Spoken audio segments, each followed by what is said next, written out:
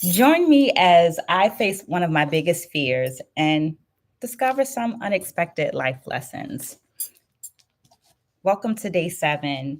We're going to jump in because I want to remind you that quotes, storytelling, and affirmations are wonderful ways of shifting our mindsets.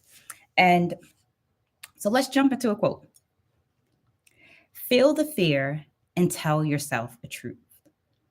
Now, here's what I want you to remember. Number one, fear informs us of what's important to us. Fear can be a marker that tells us what we need to change. So remember to feel it and use it to help you learn a little more about yourself. My name is Maya D, and I like telling stories. I do it through dance, but I also do it through writing. And about 4 years ago, I began collecting these quotes from wise women and using them as guidance to help me get through my day. And I'm not quite sure why, but at some point I started pairing those quotes with affirmations and noticed this wonderful thing. I'm a journaler. And as I was journaling, I began to notice how the affirmations were being revealed in my writing. So, what does that mean? Like, I was seeing what was demonstrated in those affirmations in these lived experience that I had. And that felt kind of good to me. So I want to share one of those stories with you. So these are stories that are coming from my journal. So they're not perfect and any of those things. And I'm also practicing going on live. So it's not edited. It has imperfections because that's how life is. And this is something that is encouraging me to come out of my comfort zone. So I definitely encourage you to ask questions as they come up. The idea is that sharing is caring. And as I share some of my lived experience, maybe it sparks something in you. Maybe it sparks a question or an idea in you. And through that exchange, we all grow to be better people. You can also feel free to just let this play in the background while you complete an activity. So take a deep breath in, relax, and here we go. What kind of horror movie was I in? The alarm went off at 4 a.m., and I jumped up because I was excited to see my family. I prayed, drank a glass of water, did some yoga, showered, and cleaned both of the bathrooms in my apartment. It was almost 6 a.m. when I loaded up the car, still dark outside and quite nippy. I was super excited to leave the Midwest and head back to the East Coast. I was living in Indiana, exactly 1 hour outside of the Ohio state line. The GPS said 10 hours when I plugged in my mother's address, which I thought was kind of weird because it usually only takes 8.5 hours. I let the car warm up, shook it off, and started the drive. As I turned onto the main road, a light flashed on the dashboard, but I knew I was good because I had just gotten a diagnostic and the mechanic assured me that I was safe to drive from Indiana to Baltimore. Due to construction, my driving through some of the dark, unpaved roads was a little eerie, but I was okay because I spent a good number of summers on a New Hampshire farm. So I was true to this, or so I thought. The GPS stopped working about 10 miles back. 10 miles of me driving through these dark, unpaved roads. But it was okay. I had my calculations.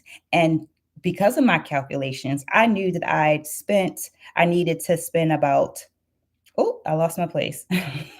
Let me try that again. The GPS stopped working about 10 miles back. And because of my calculations, I knew that once I reached the paved road, I had about 7 more miles until I reached I-70, Interstate 70. I made a right onto the paved road, and the lights on the dashboard lit up like a Christmas tree. The ABS light was on, and that was the one that made me nervous. So I pulled over. Well, I didn't really have a choice. The car yanked over, but I pulled to the side. The day I bought that car, it felt like a dream come true, but this was a whole nightmare. Number one, feel your feelings. Feelings inform us. It's important to feel them. I turned the car off to give it a second, but to my dismay, it would not turn back on. I remembered my roadside assistance and gave my insurance carrier a call. An automated voice greeted me with a COVID-19 message about the decrease in staffing and told me I needed to use the app to request a jump. Mm. I tried the app only to find out I was in the middle of nowhere and there was no internet signal, which meant no access to the app. The insurance company wouldn't open up for another 30 minutes or so, so I had to wait to speak to a person and to request a jump. Remember, I said it was nippy outside. The sun wasn't quite up, and a dead car meant there was no heat to stay warm. I almost shed a tear. But then I remembered that I had my mug, the ones that the students bought me. Thanks to my mug of tea that was too hot to drink when I pulled off, but now it was just hot enough to keep me warm. Thank goodness for students. When the sun came up, I could now clearly see that I had no idea where I was and no idea how close help might be. And guess what? The cold weather drains your phone battery. My charge quickly dropped from 100% to 50. This is when I cried a whole lot. This was my biggest fear, to be stranded on the side of a road with no way to contact people and no idea where I was. Number 2, fear can be your marker. Fear can be a marker that tells us we need to change. I spent 3 hours alone, broken down on a country road in a below 40-degree weather with no internet signal. But I faced that fear. It forced me to be honest with myself about how I prepared for life I was and how prepared for life I wasn't. The teaching of Abraham Hicks would say that this was a moment of contrast that gave me clarity. This was a moment of friction where I can then decide what I really need and what I really want in life. I cried several times and probably would have cried more if I wasn't scared of freezing to death. And I know that sounds dramatic, but I'm dramatic. I've said it before. I'm an artist. Like, that's me. It confirmed that I wanted to live in a place where the temperature doesn't drop below 45 degrees. I didn't have a blanket to keep me warm, but I did have a thermos of tea. I was happy that my mama always told me to carry a backpack.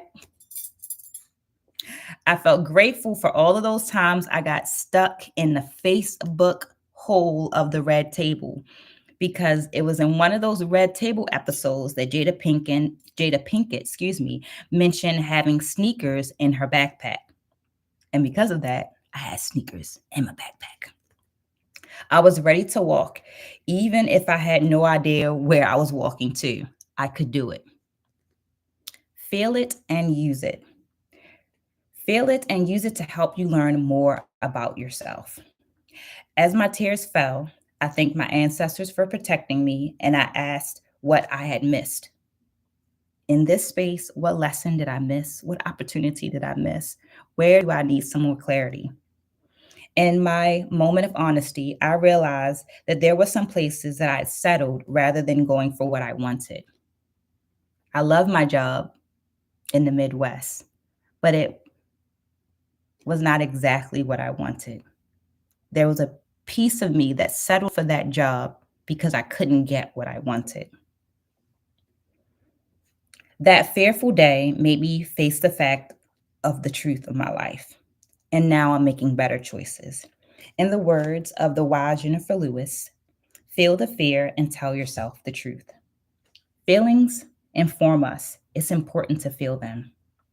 Number 2, remember things for us to remember. Fear can be a marker that tells you that you need to make a change. Number 3, feel it and use it to help you learn more about yourself.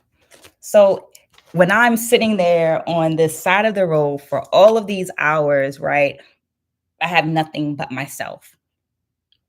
And that allowed me to really ask myself, are we doing what we like? Are we doing what we love? Are we happy with it? And what do we have the power to change, right? So as I'm facing this fear, it gives me a moment to face my actual truth, right? I'm out here in this country road. I'd rather live in a metropolitan city because maybe then I wouldn't be in this situation, right? So it gave me this chance to reflect on living more in alignment with my beliefs, my trust, what I love, and what I like. This is the power of sitting by yourself. This is the power of reflection.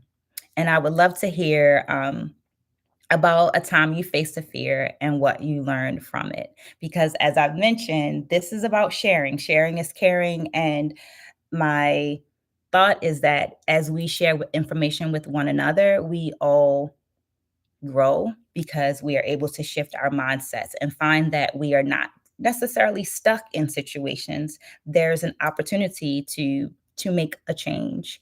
One of the changes that I made as of coming out of the pandemic was to lean into some of my gifts of dancing more, leaning more into dancing, but also leaning more into this writing aspect. So I've journaled since I was a little child because of the inspiration of my mother. And I use the quote that you heard earlier from Jennifer Lewis and these affirmations to inspire my journaling. And because of the way that it was working, I was like, oh, wow, like this is a nice process. Maybe I can share it with other people. So, in the space of coming out of the pandemic, one of the things that I started doing was uh, combining and organizing, crafting, and designing the quotes in a way that could be used uh, for journal writing. How it could be used to create guided journals, and this has been very helpful to me. I always use them for myself, but it is also something that I share. So, affirmations, storytelling, journaling, wonderful tools that are non medical. So, you don't need a prescription to do it, that can really help you with moving forward. This is day 7 of my 30 days of sharing.